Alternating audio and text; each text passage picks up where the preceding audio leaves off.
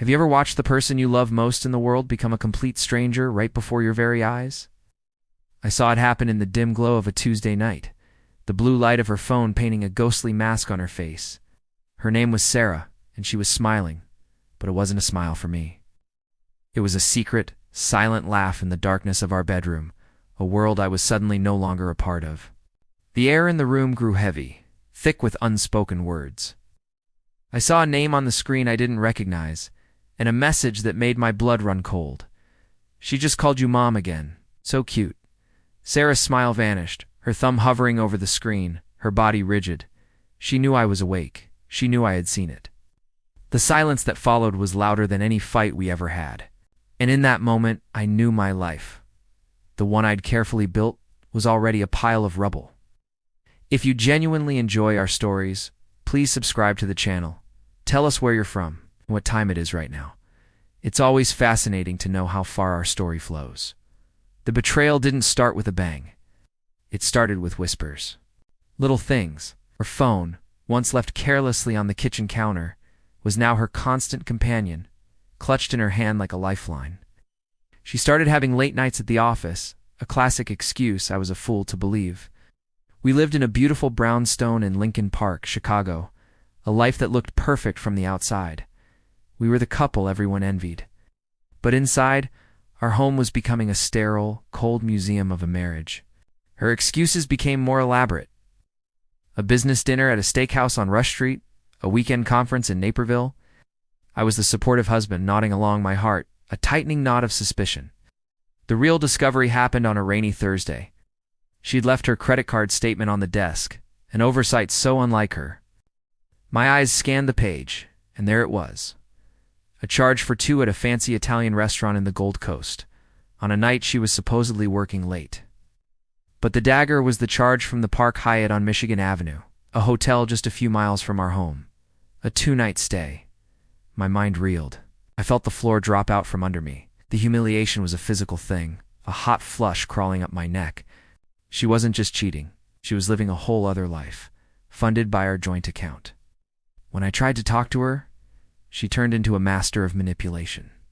"Are you checking up on me now, Mark?" she'd ask, her voice dripping with manufactured offense. "I can't believe you don't trust me." She'd twist my questions into accusations, painting me as the paranoid, controlling husband. The villains, her and this faceless man, felt untouchable, wrapped in a bubble of arrogance. I felt myself breaking. The man who once stood tall now felt like a ghost in his own home. I'd sit in my car in the parking garage on Clark Street, engine off, just trying to breathe, the weight on my chest unbearable. One night, I broke down completely, the quiet sobs shaking my entire body. That was the turning point. The grief turned to ice in my veins. The broken man was gone, and in his place, a strategist was born. My revenge wouldn't be a screaming match. It would be a quiet, systematic demolition. My first step was information. I hired a private investigator, a grizzled ex-cop who operated out of a small office in the Loop. He was expensive, but worth every penny. Within a week, I had a name.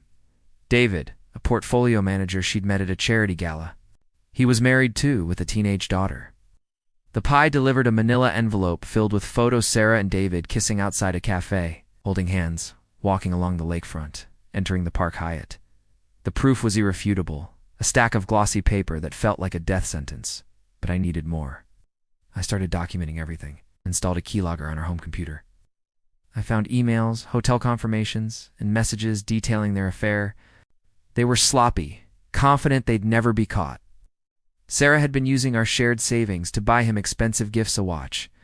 A weekend trip to Miami. I opened a new bank account and began quietly moving my own money, severing my financial ties to her.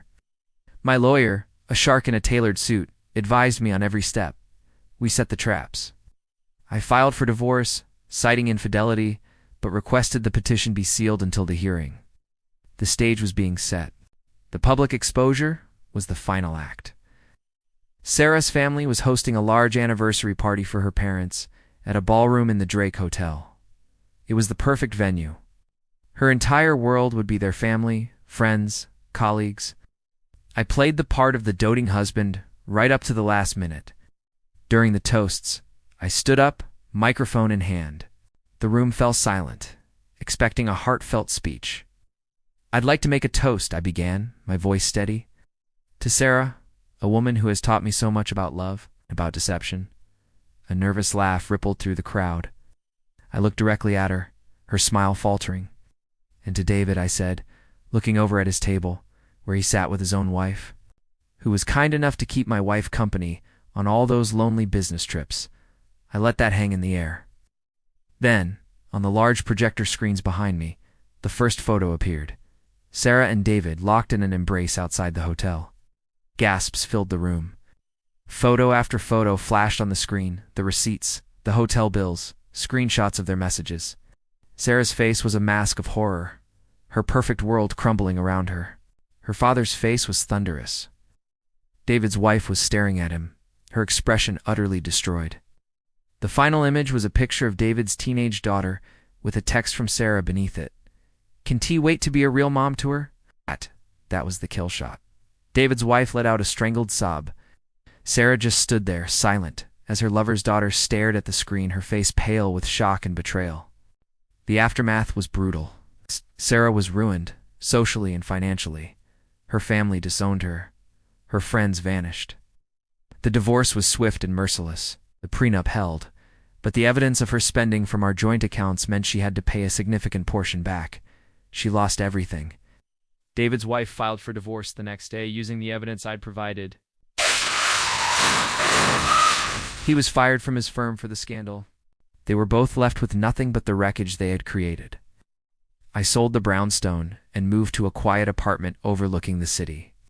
Sometimes I see her from a distance, a ghost of the woman I once knew, her arrogance replaced by a hollow emptiness. There's no satisfaction, no victory, just a cold, quiet peace.